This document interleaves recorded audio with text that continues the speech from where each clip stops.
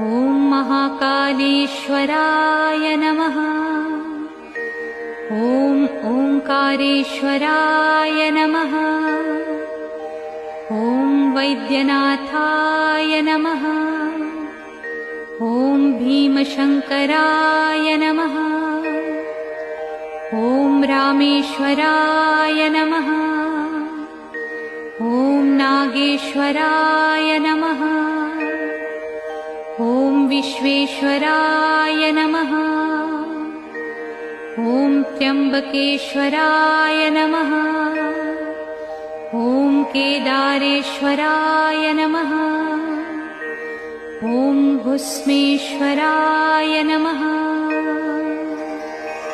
ॐ सोमनाथाय नमः।